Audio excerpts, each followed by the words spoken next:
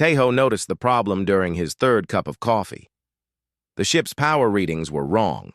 Not by much, but enough to catch his attention. He had been flying cargo runs for 8 years, and he knew his ship like he knew his own hands.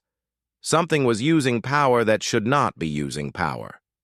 He set down his cup and pulled up the diagnostic screen. Life support in the cargo hold was running higher than normal. That made no sense. The cargo hold was sealed.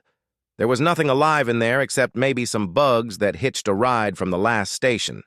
Tejo grabbed his toolkit and headed down the narrow corridor. His ship was not big or fancy. It was old and patched in many places, but it was his. He had bought it with 5 years of military savings and another 3 years of debt.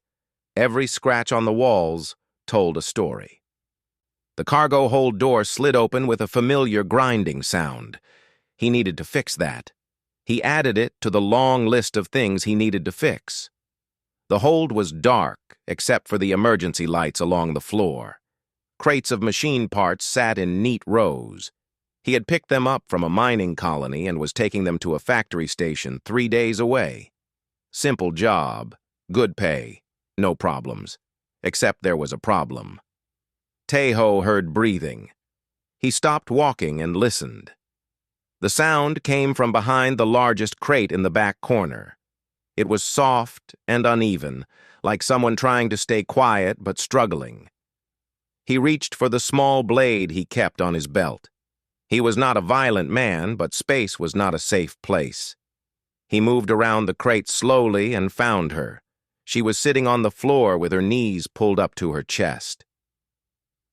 Her skin was pale silver, and her hair was white like fresh snow. Her eyes were large and completely black, with no whites at all. She wore a torn dress that might have been beautiful once. Now it was dirty and stained. She looked up at him with fear in those strange, dark eyes. Tejo had seen many alien species in his travels. This one was Helix. He knew them by reputation. They were an old and powerful civilization. They looked down on humans the way humans might look at insects. He had never spoken to one before. They did not speak to humans unless they had to. So what was a Helix doing hiding in his cargo hold? The woman spoke before he could ask. Her Korean was perfect, probably from a translator implant. Most spacers had them. "Please," she said, "I will not cause trouble. I just need to get away from here. I can pay you." Tejo did not lower his blade. "How did you get on my ship?" "I climbed through the ventilation access when you were loading cargo." "I am sorry. I had no other choice." "Everyone has choices. You chose to break into my ship." She looked down at the floor.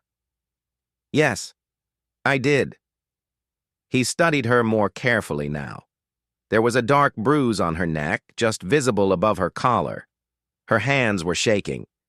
When she shifted her position, she winced like something hurt inside. Tejo felt his anger fade a little. He put away his blade. "Who hurt you?" he asked. Her head snapped up.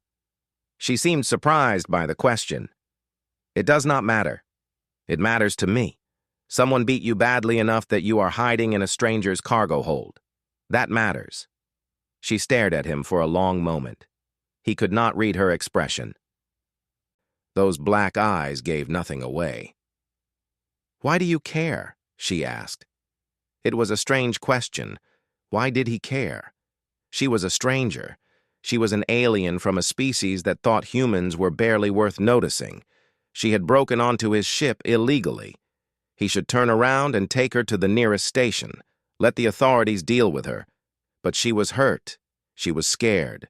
And she had asked for help. "Because you are hurt," Tejo said. "That is enough reason." She blinked at him. "You want nothing in return?" "I want you to come out of my cargo hold. It is cold in here and you need medical attention." He held out his hand. She looked at it like she had never seen such a gesture before. Maybe she had not.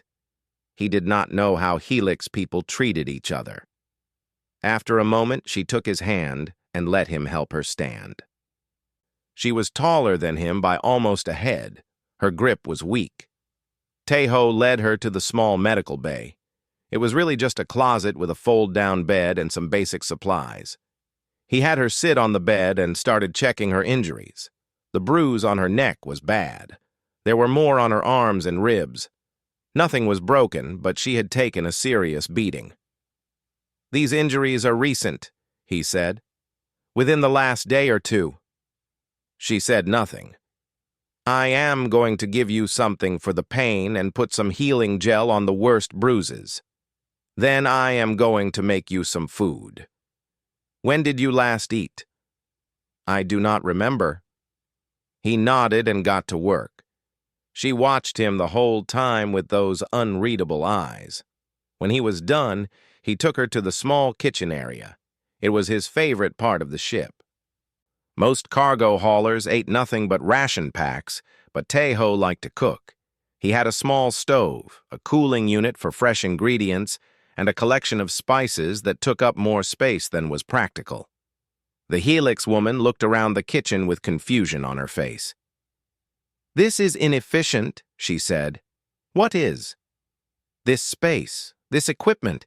You could store more cargo here, or add another sleeping pod to take passengers. Instead, you have cooking tools." Tejo started pulling out ingredients. He would make something simple. Rice porridge with vegetables, easy on the stomach. "I like to cook," he said, "but it serves no practical purpose. Nutrition packs contain everything a body needs. Food is not just about nutrition, it is about comfort, about taking time to make something with your hands, about sharing a meal with someone." She tilted her head. "That is very inefficient." "Maybe." He smiled a little. "But some things are worth doing even if they are not efficient." She was quiet while he cooked. He could feel her watching him, studying him like he was some kind of puzzle. When the porridge was ready, he put a bowl in front of her. She looked at it for a long time before taking a bite. Then she took another, and another. She ate like she had not seen real food in weeks. "It is good," she said quietly. "Thank you." She looked up at him. "Why are you doing this? You do not know me. You do not know what I have done or what I am running from. I could be dangerous." Tejo sat down across from her with his own bowl. "Are you dangerous?" "I do not think so." "Then eat your food. We can talk about the rest later." She ate. He ate. The ship hummed around them, carrying them through the dark between stars. Tejo did not know what he had gotten himself into. He did not know who this woman was or why she was running. But she was hurt and hungry, and he had food and medicine. That was enough for now. Some things were worth doing, even if they were not efficient. 3 days passed on the ship. The Helix woman stayed in the spare sleeping pod and came out only for meals. She was quiet and watchful. She answered questions with as few words as possible. Tejo did not push her. She would talk when she was ready, or she would not. Either way, he had made his choice to help her. He learned small things about her. She liked the rice porridge, but did not like the spicy soup he made on the second night. She spent hours looking out the small window at the stars. She flinched at sudden noises. She never complained about her injuries, even though he could see they still caused her pain. On the third morning, Tejo was in the cockpit checking his navigation when the emergency broadcast came through. It was marked as a priority alert, which meant it would play on every ship in the sector. He opened the channel. A face appeared on screen. It was a Helix male with sharp features and cold eyes. He wore a military uniform covered in medals and symbols of rank. When he spoke, his voice was flat and hard. "This is High Commander Oren of the Helix Imperial Fleet. I am searching for stolen property that belongs to me. A Helix female, silver skin, white hair, black eyes. She is wearing a formal dress with the crest of House Oren. She was last seen at Station 12 in this sector. A reward of 500,000 credits will be paid for her return. She is to be delivered alive and undamaged. Any information leading to her recovery will also be rewarded." The broadcast showed an image. It was the woman on his ship. She looked different in the picture. Her hair was styled in an elaborate design. She wore jewelry and makeup. She looked like royalty. The broadcast ended. Tejo sat very still for a long moment. Then he got up and walked to the sleeping pod. The woman was awake. She was sitting on the edge of the bed, and he could tell from her face that she had heard the broadcast. She looked up at him and waited. "Stolen property," Tejo said. "Yes. You belong to him. In the eyes of Helix law, yes." He leaned against the doorway. "I think you need to tell me what is happening. All of it." She was quiet for a moment. Then she nodded. "My name is Vela. I am the third daughter of Queen Sarah, ruler of the Helix Empire. In our society, royal daughters are not people. We are political tools. We are given to powerful males to create alliances and produce heirs. We have no legal standing, no rights. We are property." Tejo felt something cold settle in his stomach. "That is slavery." "We do not call it that. We call it tradition. We call it duty. We call it the natural order." Her voice was bitter. "I was given to High Commander Orin when I was young. The marriage was supposed to happen when I came of proper age. That time came 2 weeks ago." "And you ran?" "Yes." "Why? What did he do to you?" She looked down at her hands. "Orin is cruel. He enjoys causing pain. He enjoys fear. The bruises you saw were not the first ones he gave me. He has been visiting me for years, reminding me of what my life would be like once I belonged to him completely." She paused. "I knew that if I married him, I would not survive long. He would hurt me until I broke. Then he would throw me away and find another." Tejo felt anger rising in his chest. He had seen bad people in his life. He had served in the military and seen what some beings were capable of. But this made him sick in a different way. This was cruelty dressed up as culture. This was abuse protected by law. "So you ran," he said. "And he is calling you stolen property because that is what you are to him, a thing that he owns." "Yes. And the reward is 500,000 credits." She met his eyes. "Yes. That amount would change your life. You could buy a new ship. You could stop working. You could live comfortably for many years." Tejo nodded slowly. She was right. That money would solve every problem he had. He could pay off his debts. He could help his sister. He could retire somewhere warm and never haul cargo again. All he had to do was sell a person. "No," he said. Vela blinked. "No? I do not sell people. I do not care what Helix law says. You are a person. You came to me for help. I am not going to hand you over to someone who beats you. You do not understand. Orin is powerful. He will not stop searching. If he finds out you helped me, he will destroy you. Then we will have to make sure he does not find out." She stood up. She was shaking slightly. "Why? Why would you risk everything for me? You do not know me. I am not even human." "My people think your species is primitive and worthless. Why would you help me?" Tejo thought about the question. It deserved a real answer. "My sister used to ask me why I joined the military," he said. "I told her it was for the money, but that was not true. I joined because I believe in protecting people who cannot protect themselves. I believe that everyone deserves to be safe. I believe that when someone asks for help, you help them if you can." He paused. "You asked for help. I can help, so I will." Vela stared at him. He could not tell what she was thinking behind those dark eyes. Then she sat back down on the bed, like her legs had given out. "I do not understand you," she whispered. "That is okay. You do not need to understand me. You just need to know that I am not going to hurt you, and I am not going to give you to him." She was quiet for a long time. Tejo let her think. Finally, she spoke again. "Where will we go? Orin has ships everywhere. He has connections in every station. He will find us eventually. Taeho had already been thinking about this. There is a human colony on the edge of settled space, a place called New Busan.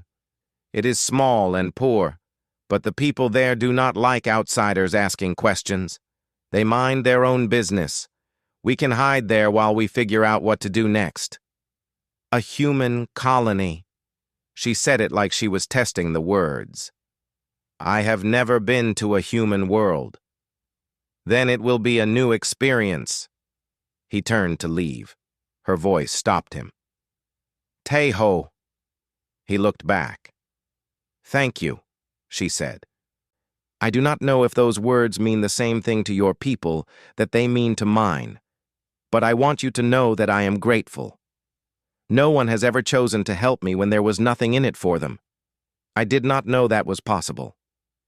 Taeho felt a strange sadness at those words. What kind of life had she lived where simple kindness was unimaginable? In my experience, he said, that is what people are supposed to do. Help each other because it is right, not because they get something from it. He left her alone with her thoughts. He had a course to plot and a colony to reach. He had a powerful enemy looking for them and no real plan for what came next. But he had made his choice. He was not going to give her up. He was going to help her because she needed help and he could provide it. That was what humans did.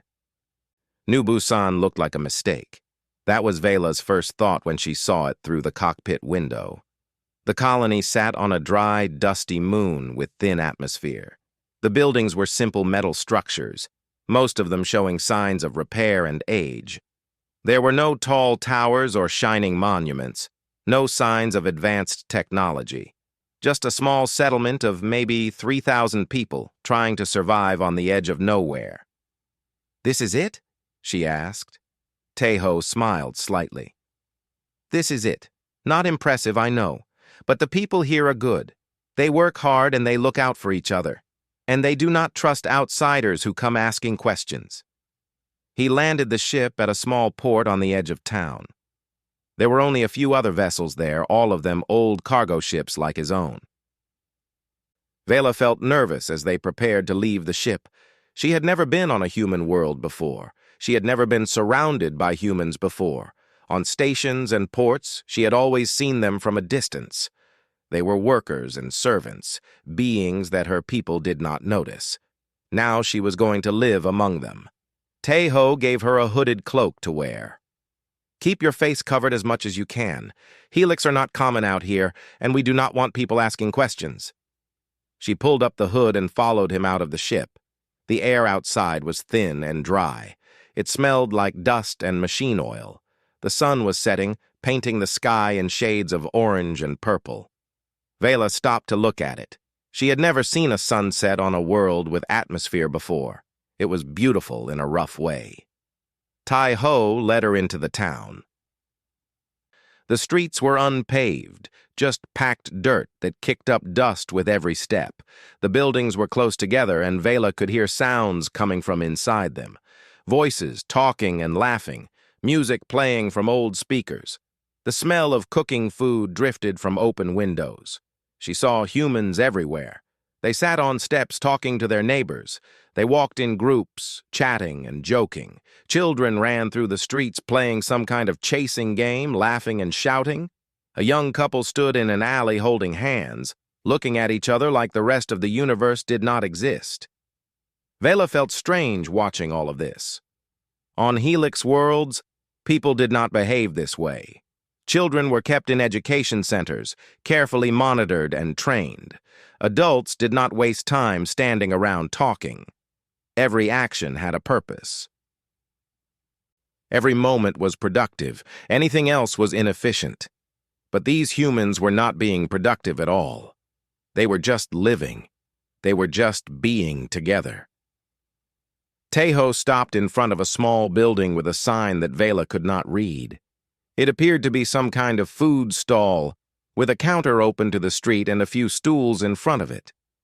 Behind the counter stood an elderly human woman with gray hair and deep wrinkles around her eyes. She looked up when she saw Tae-ho, and her face broke into a wide smile. "Tae-ho, you troublemaker. I thought you were dead somewhere." "Not dead yet, Grandmother Park. Just busy." Vela watched as Tae-ho hugged the old woman. It was a warm embrace, full of genuine affection. Grandmother Park pulled back and looked at Vela with curious eyes. "And who is your friend?" "Her name is Vela. She is in some trouble and needs a place to stay for a while. I was hoping you might know somewhere she could work and keep her head down." Grandmother Park studied Vela with sharp eyes. Vela could tell that the old woman saw through the hood, saw that she was not human. But she did not say anything about it. She just nodded slowly. "I could use some help here at the stall. My back is not what it used to be, and the morning rush is hard on me. Can you clean and carry things?" Vela had never done physical labor in her life. She had servants for everything. But she nodded. "I can learn." "Good. That is all anyone can ask." Grandmother Park smiled at her. "You look like you could use a good meal. Sit down, both of you." She disappeared into the back of the stall and came out with 2 bowls of noodle soup. The smell made Vela's stomach tighten with hunger. She reached into her cloak for money. "How much?" she asked. "Put your money away. You look like you need this more than I need credits." Vela froze. "I do not understand. You are giving me food for nothing?" "I am giving you food because you are hungry. That is how it works here." Grandmother Park patted her hand. "Eat. You are too thin." Vela ate. The soup was simple but delicious. Beside her, Tae-ho ate his own bowl and talked with Grandmother Park about people they both knew. Vela listened to their conversation, trying to understand the relationships they were describing. This person had a new baby. That person was having trouble with their equipment. Someone else was getting married next month, and the whole street was invited. These humans knew everything about each other. They cared about each other's lives. They celebrated and worried and grieved together.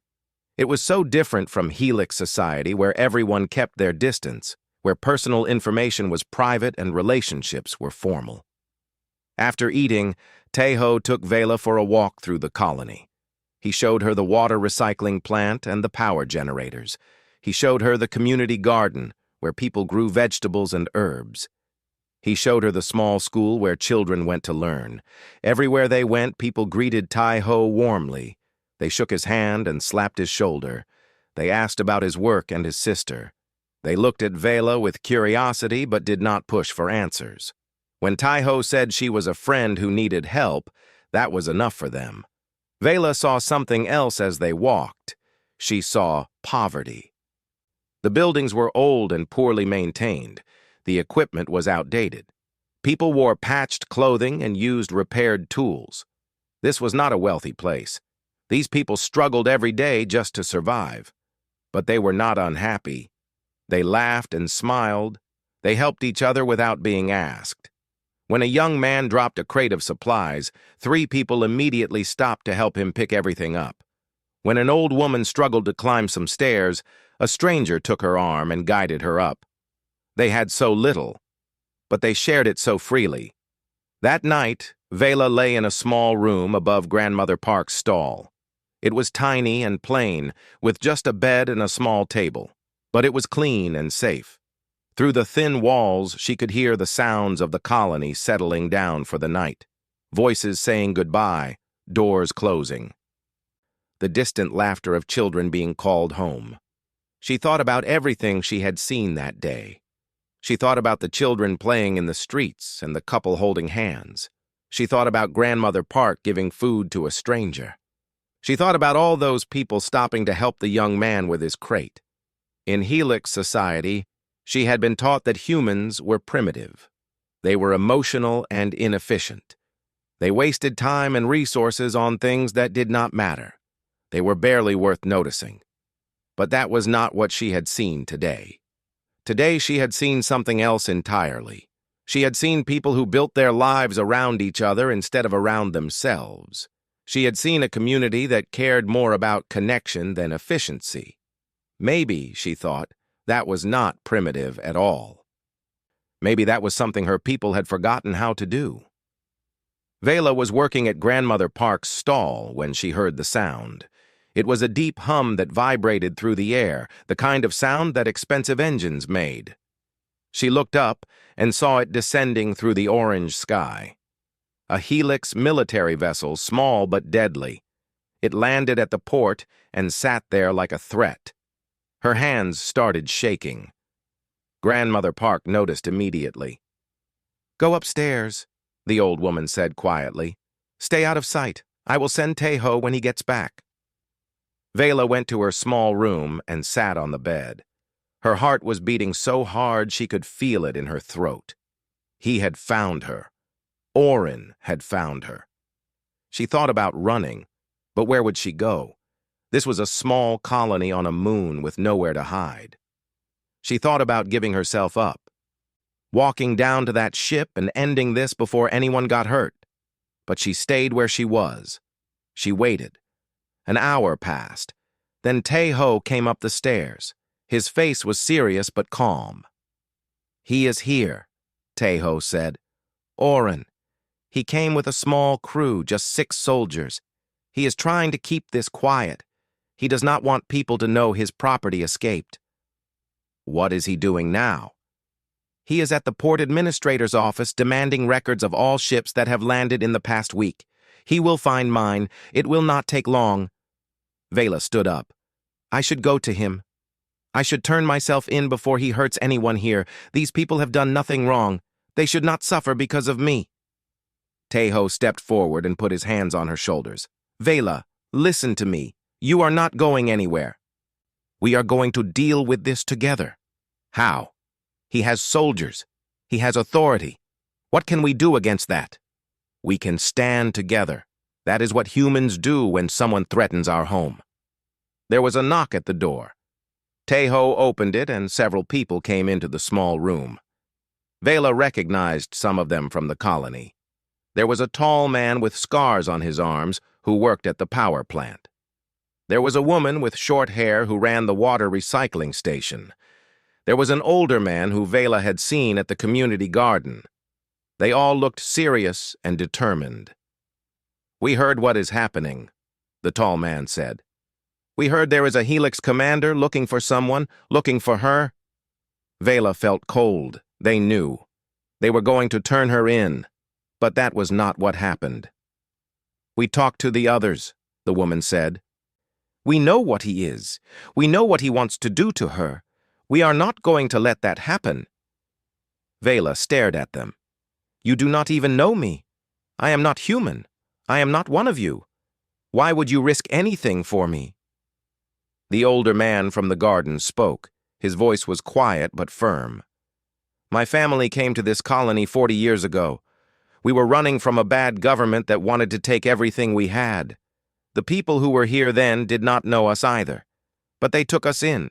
They helped us build a new life. That is what this place is.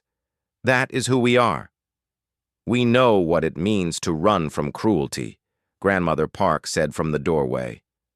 Vela had not seen her come up the stairs. "We do not send people back to it." Tejo looked at Vela. "You see, you are not alone. We are going to face him together."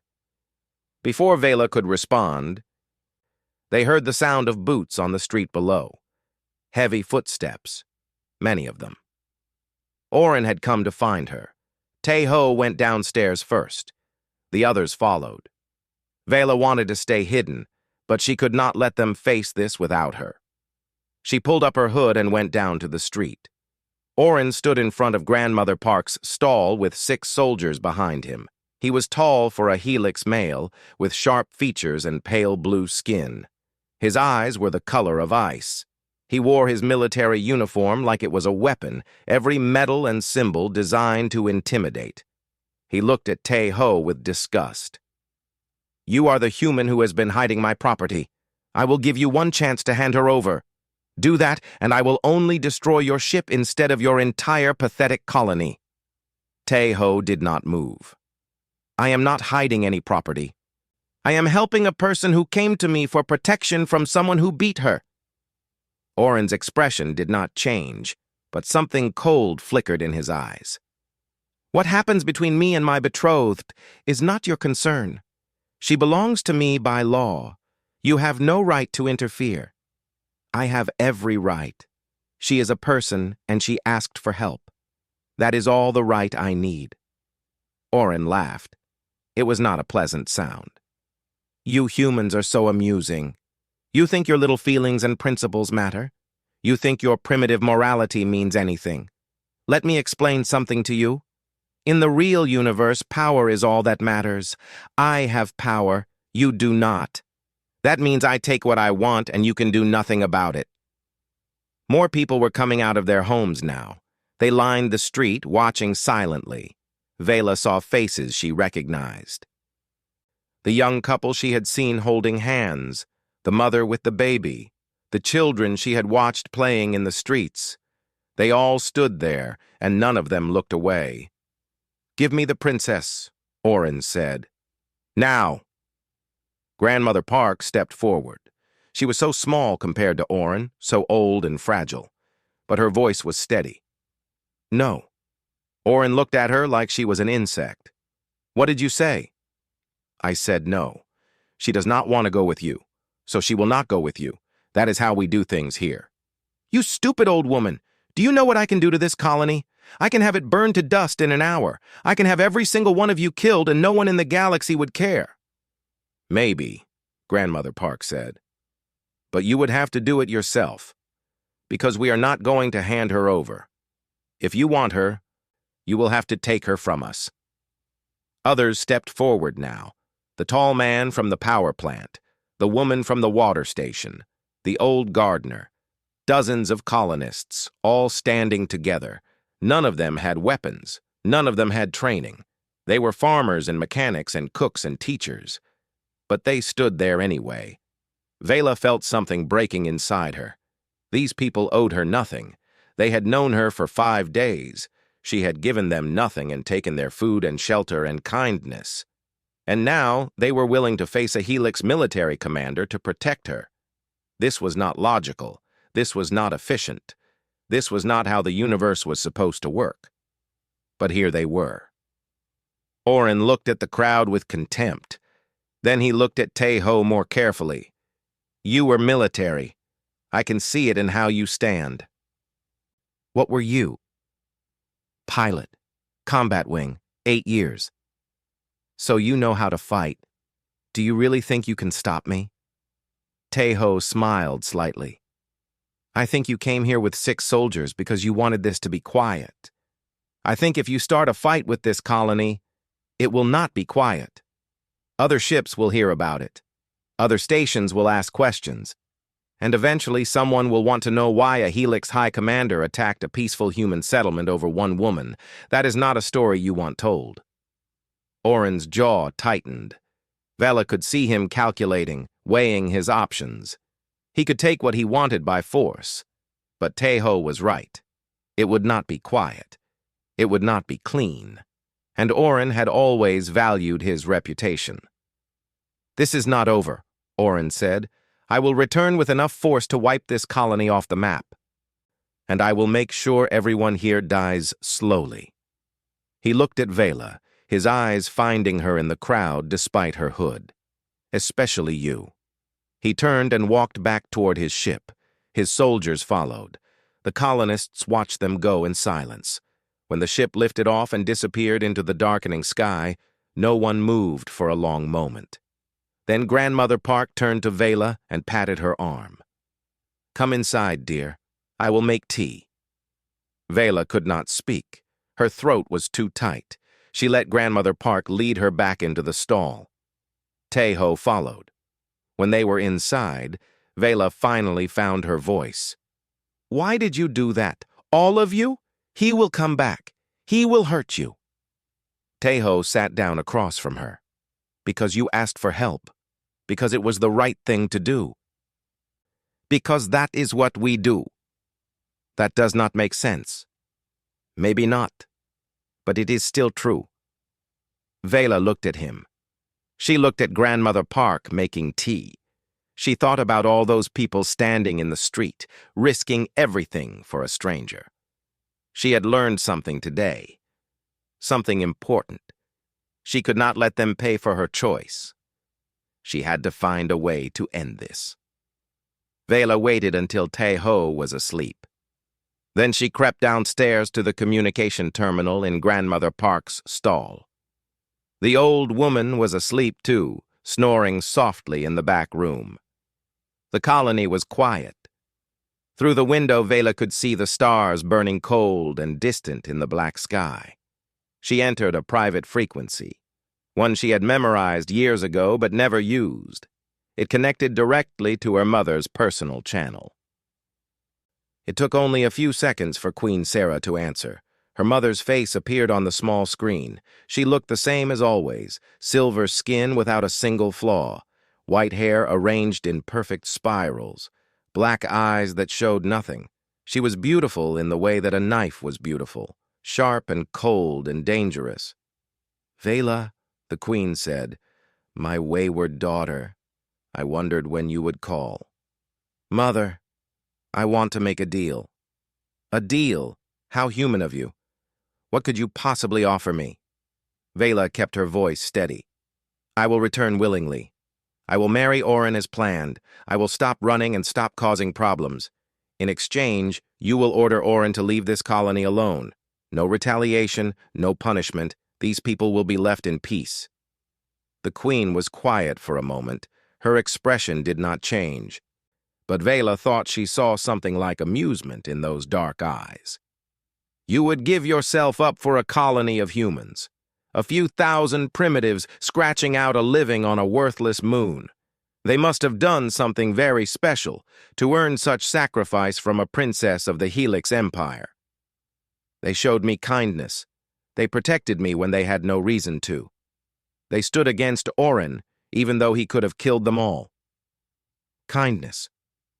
The queen said the word like it tasted bad. Such a human concept, soft and weak and utterly impractical. "Maybe, but it means something to me." "Very well, I accept your terms.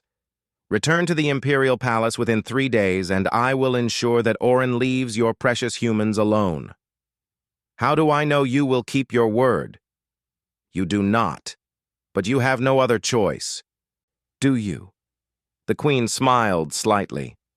"I will see you soon, daughter." The screen went dark. Vela sat there for a long time, staring at nothing. Her hands were shaking. In 3 days, she would be back in the life she had escaped. She would belong to Oren. She would suffer whatever cruelties he chose to give her. And eventually, she would die. But the colony would be safe. Tae-ho would be safe. That was enough. It had to be enough. She went back upstairs to her room. She would leave in the morning before anyone could try to stop her. She would take a public transport from the port. It would be done. But when she opened the door to her room, Tae-ho was sitting on her bed. He looked at her with quiet anger in his eyes. "I heard everything," he said. Vela stopped in the doorway. "You were supposed to be asleep." "I was." "Then I woke up and you were gone. It was not hard to guess what you were doing." He stood up. "You cannot do this, Vela. You cannot go back to him." "I have to. It is the only way to keep everyone safe." "No, there has to be another way." "There is no other way. You saw him. You heard what he said. He will come back with a fleet and burn this colony to ashes. I cannot let that happen. These people risked everything for me. Now I have to do the same for them." Tae-ho crossed the room to stand in front of her. He was close enough to touch. "And what about you? You will just let him have you, let him hurt you, let him kill you? That is my choice to make. It is a bad choice. Maybe, but it is still mine." They stood there looking at each other. Vela could see the frustration in his face, the helplessness. He wanted to save her, but he did not know how. She understood that feeling very well. "Why do you care so much?" she asked quietly. "I have caused you nothing but trouble since you found me. I have put your life at risk, and the lives of everyone here." Why does it matter to you what happens to me? Tae-ho was quiet for a long moment. When he spoke, his voice was rough. Because I care about you. Not because you are a princess, or because you are Helix, or because of anything you can give me. I care about you because of who you are. Because you are brave and you are kind even though no one ever taught you how to be. Because you look at the stars like they are the most beautiful thing you have ever seen. Because when Grandmother Park gave you that first bowl of soup, you looked like you were going to cry. He paused. I care about you because I have come to care about you. It is as simple and as complicated as that. Vela felt something crack inside her chest. No one had ever spoken to her like that. No one had ever cared about her for who she was, instead of what she represented. She was a princess, a political tool, a piece in a game played by people more powerful than her. She had never been a person to anyone, until now. She reached up and touched his face. His skin was warm under her fingers. He did not pull away. I do not know how to do this, she whispered. I do not know how to be cared about. I do not know how to be free. You learn, the same way you learn anything, one day at a time. She leaned into him. He put his arms around her and held her. It was warm and safe, and nothing like anything she had ever felt before.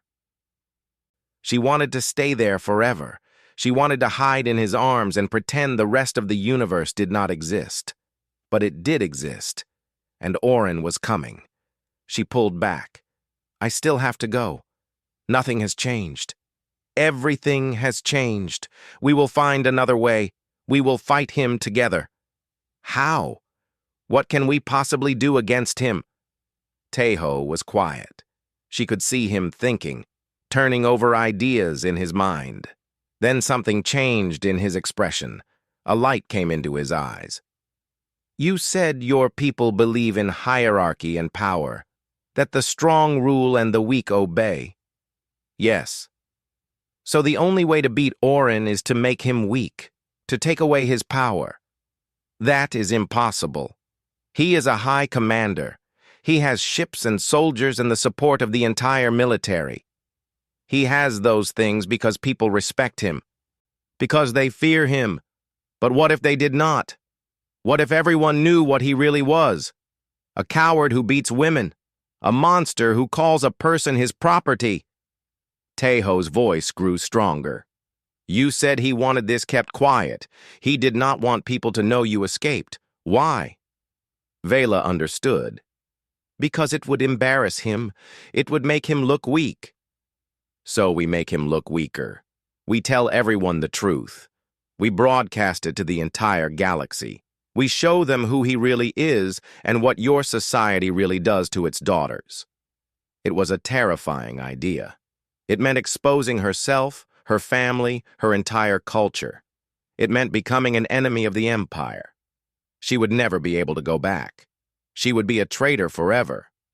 But she would be free. And maybe she could help others become free too. It might not work, she said. People might not care.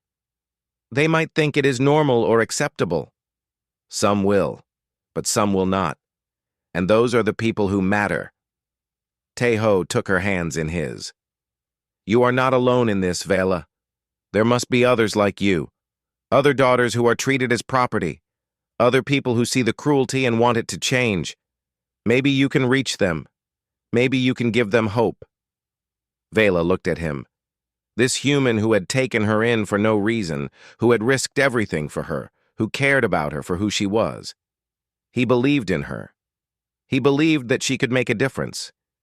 Maybe it was time for her to believe it too. Okay, she said. Let us do it. Let us tell the truth. Tae-ho smiled. It was a real smile, full of warmth and hope, and something else that made her heart beat faster. Tomorrow we plan, he said. Tonight you rest. She did not want him to leave. She did not want to be alone. But she nodded and let him go to the door. Tae-ho, he turned back. Thank you for everything. You do not need to thank me. Just rest." He left. Vela lay down on the bed and stared at the ceiling. Her mind was racing with plans and fears and possibilities. She thought about the broadcast. She thought about what she would say. She thought about all the people who might hear it. She thought about Taeho's arms around her. Maybe there was another way. Maybe she did not have to sacrifice herself. Maybe she could fight instead. Tomorrow, they would start planning. Tonight, she would rest. The communication relay station sat on a small asteroid between two major shipping lanes. It was a critical piece of infrastructure that sent messages across hundreds of systems. If Vela could access it, she could broadcast to millions of receivers at once: news channels, personal communicators, government systems. Everyone would hear her message. Getting inside would not be easy. The station was automated, but it had security systems to prevent exactly what they were planning to do. Taeho studied the schematics for 2 days before he found a way in. There was a maintenance access point on the lower level. If they could bypass the external sensors, they could enter without triggering the main alarm. They left New Busan in the early morning. Grandmother Park stood at the port to see them off. She hugged Taeho for a long time, and then she hugged Vela, too. "You are a brave girl," the old woman said. "Whatever happens, remember that you are not alone. You have people who care about you now." Vela did not trust herself to speak. She just nodded and climbed into the ship. The journey to the relay station took 6 hours. Vela spent most of it preparing what she would say. She wrote and rewrote her message dozens of times. She needed to get it right. This might be the only chance she had to reach people. She could not waste it. Taeho piloted the ship with steady hands. He did not seem nervous at all. When Vela asked him about it, he shrugged. "I have done dangerous things before. This is not so different. You could die. We both could. Yes, but we could also succeed. I prefer to think about that." They reached the asteroid and approached the station carefully. Taeho landed the ship behind a rock formation where it would be hidden from scanners. They put on environment suits and walked across the surface to the maintenance access point. The asteroid had no atmosphere. Above them, the stars burned sharp and bright against perfect blackness. Taeho worked on the access panel while Vela watched for any sign that they had been detected. After 10 minutes, the panel opened and they slipped inside. The station interior was cold and quiet. Machines hummed in the walls, processing and transmitting the endless flow of information that connected the galaxy. They moved through narrow corridors toward the central control room. Twice they had to hide from security drones that floated past on their patrol routes. Vela's heart was beating so hard she could hear it inside her helmet. Every second felt like an hour. Finally, they reached the control room. Taeho connected his portable terminal to the main system and started working. His fingers flew over the controls. "I need 10 minutes to bypass the security protocols," he said. "Then you will have a direct connection to every receiver in range. Maybe 50 systems, maybe more. And Orin, will he know what we are doing?" "Eventually. But by then it will be too late. The message will already be out there." Vela sat down in front of the main screen. She took a deep breath and looked at the notes she had prepared. Then she put them aside. She knew what she needed to say. She had been thinking about it her entire life, even if she had not known it until now. "Ready," Taeho said. "You are live in 3, 2, 1. The recording light turned on. Vela looked into the camera and began. "My name is Vela. I am the third daughter of Queen Sarah, ruler of the Helix Empire. I am speaking to you because I have something important to say about my people and about the civilization we have built. In Helix society, royal daughters are not people. We are property. We are given to powerful males to create political alliances. We have no rights. We cannot choose who we marry or where we live or what we do with our bodies. We are tools to be used and then discarded." I was given to High Commander Orin when I was young. For years he visited me to hurt me. He beat me and told me that I belonged to him. He told me what my life would be like once we were married. I knew that if I stayed, he would eventually kill me. So I ran. I escaped and found shelter with humans. I expected them to turn me in for the reward or to use me for their own purposes. That is what I had been taught about humans. They were primitive and selfish and barely worth noticing. But that is not what happened. They took me in. They gave me food and medicine and a safe place to sleep. They asked nothing in return. When Orin came looking for me, they stood against him. They risked their lives to protect a stranger, a person they did not know, from a species that looked down on them. I want to tell you what I learned from them. I learned that civilization is not about technology or efficiency or power. It is about how you treat the people who cannot give you anything in return. It is about kindness without expectation. It is about standing up for strangers because it is the right thing to do. The humans I met have nothing. They live on a poor colony on the edge of nowhere. They struggle every day just to survive. But they have something that we have lost. They have compassion. They have community. They have the freedom to choose who they are and who they love. I am not going back to Orin. I am not going back to a society that treats daughters as property. I am speaking out because I know I am not the only one suffering. There are others like me. Other daughters who are afraid. Other people who see the cruelty and want it to change but do not know how. I am telling you that change is possible. I am telling you that there is another way to live. I saw it with my own eyes on a human colony that has no power and no wealth, but has everything that matters. To anyone who is trapped, to anyone who is afraid, to anyone who has been told that they are property instead of a person, you are not alone. There are people who will stand with you. There are places where you will be treated with dignity and respect. You just have to be brave enough to reach for them. My name is Vela. I was a princess. Now I am just a person trying to be free. The recording light turned off. Vela sat back and realized she was shaking. It is done, Tejo said. The message is broadcasting now. It will reach every system in range within the hour. Vela nodded. She felt empty and full at the same time. She had done it. She had told the truth. Now everyone would know. We need to go, Tejo said. Orin will have people monitoring the relay frequencies. They will trace this signal quickly. They left the control room and ran back through the corridors. They made it outside and across the asteroid surface to their ship. Tejo started the engines and lifted off, just as 3 Helix fighters appeared on the scanners. Hold on, he said. He flew like Vela had never seen anyone fly before. The ship twisted and turned through the asteroid field, dodging rocks and weapons fire. Alarms blared in the cockpit. Vela gripped her seat and watched Tejo's face.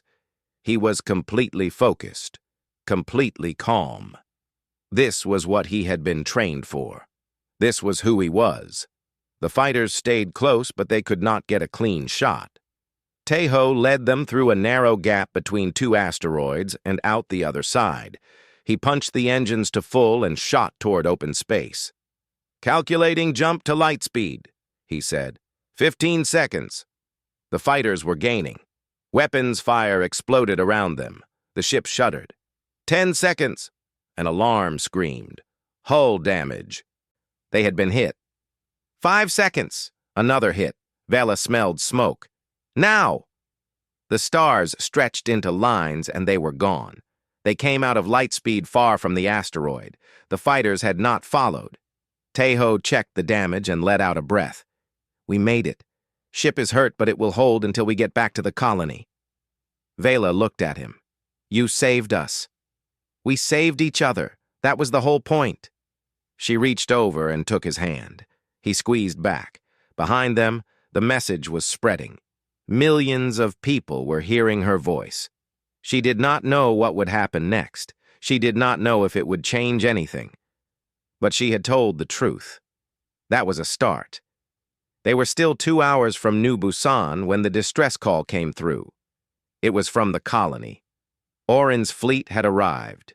12 ships, heavily armed, holding the settlement hostage. They would destroy everything unless Vela surrendered herself. Taeho pushed the damaged engines as hard as they would go. Vela sat beside him and watched the stars blur past. She felt cold inside. This was her fault. She had made the broadcast, and now innocent people would pay for it. "I should not have done it," she said. "I should not have made the message. I should have just given myself up." "No." Taeho's voice was hard. "You did the right thing. People needed to hear the truth. Whatever happens now, that truth is out there. The truth will not matter if everyone in that colony dies." They came out of Lightspeed and saw the fleet. 12 Helix warships arranged in a ring around the small moon. They looked like predators surrounding prey. In the center sat Oren's flagship, larger than the others, covered in weapons. It was a show of force designed to terrify. The communication channel crackled. Oren's voice filled the cockpit. "Princess Vela, I know you can hear me. Your message was very moving. It has caused quite a stir back home. My superiors are not happy with you, but I am going to give you one final chance to make things right. Surrender yourself to me within 1 hour, or I will destroy this colony and everyone in it. Every man, woman, and child will die because of your selfishness. That is on your conscience." The channel closed. Vela closed her eyes. "I have to go to him," she said. "No, there has to be another way." "There is no other way. Look at those ships. We cannot fight them. We cannot run. The only thing I can do is give him what he wants." Taeho's hands tightened on the controls. She could see him struggling, trying to find an answer that did not exist. She wanted to comfort him, but there was nothing to say. This was the end. She had known from the beginning that it would come to this. "Take me to his ship," she said quietly. He did not move. "Taeho, please. I cannot let those people die." Slowly, painfully, he changed course toward the flagship. Vela watched the warship grow larger in the window. She thought about the colony. She thought about Grandmother Park and the children and all those people who had stood in the street to protect her. She thought about Taeho holding her in the small room above the food stall. At least she had known kindness before the end. At least she had known what it felt like to be cared for. That was more than she had ever expected. They were almost at the flagship when the scanners started beeping. Taeho looked at the display and his eyes went wide. "What?" Vela asked. "Ships, coming out of Lightspeed, a lot of them." She looked at the scanner. He was right. Dozens of signals appearing from all directions. She counted 15, then 20, then more. They kept coming. Small ships and large ones, freighters and shuttles, and even a few military vessels. They poured out of Lightspeed and arranged themselves around Oren's fleet. The communication channel opened again, but this time it was not Oren's voice. "This is Captain Yuna of the free ship Harmony. We heard the princess's message. We stand with her." Another voice joined in. "This is the mining vessel Red Cliff. We are here to support New Busan." Then another. "Colony ship Bright Future reporting in." And another. "Merchant vessel. Good neighbor standing by." The voices kept coming. Human ships. Helix ships. Ships from species Vela did not even recognize. They had all heard her message. They had all come to help. Vela could not breathe. She stared at the scanner, watching more and more signals appear. 50 ships. 60. 70. They were not military vessels. They were traders and farmers and travelers, ordinary people who had decided to take a stand. Oren's voice came back on the channel. He sounded angry now, the cold confidence cracking. "This is High Commander Oren of the Helix Imperial Fleet. You are interfering with official military business. Disperse immediately, or you will be destroyed." "No?" The voice was female, Helix accented. Hi, Commander Orin. This is Lieutenant Commander Sora of the Imperial ship Stalwart. Your actions today are illegal and immoral. You are using military force against civilians to satisfy a personal grudge. My crew and I will not support this. On the scanner, Vela saw one of the warships in Orin's fleet move out of formation, then another, then three more. They turned away from the colony and faced Orin's flagship. "What are you doing?" Orin shouted. "I order you to return to position." "Our position is here," Lieutenant Commander Sora said, "with the people who are standing for what is right. You have lost, Commander. Stand down." For a long moment, nothing moved. 80 ships faced off against the remaining 7 in Orin's fleet. Vela held her breath. She did not know what would happen. Orin was proud and cruel, and he did not like losing. He might attack anyway just to prove he could, but he did not. Slowly, his flagship turned away from the colony. The remaining ships followed. "This is not over," he said. "I will find you, Vela. No matter where you go, no matter how long it takes. You will pay for this humiliation." The channel closed. Vela watched his fleet disappear into light speed. Then she let out a breath she did not know she had been holding. Tae-ho looked at her. His eyes were bright with something that might have been tears. "You did it. You actually did it." "I did not do anything. Those people came on their own.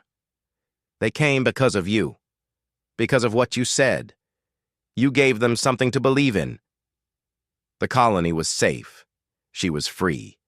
It did not feel real. They landed at the port in New Busan. The whole colony was there waiting for them. Grandmother Park pushed through the crowd and wrapped her arms around Vela. The old woman was crying. "Foolish, brave girl," she said. "We were so worried." Vela hugged her back. Around her, people were cheering and crying and laughing. She did not know most of their names, but they felt like family. Over the next few weeks, things changed.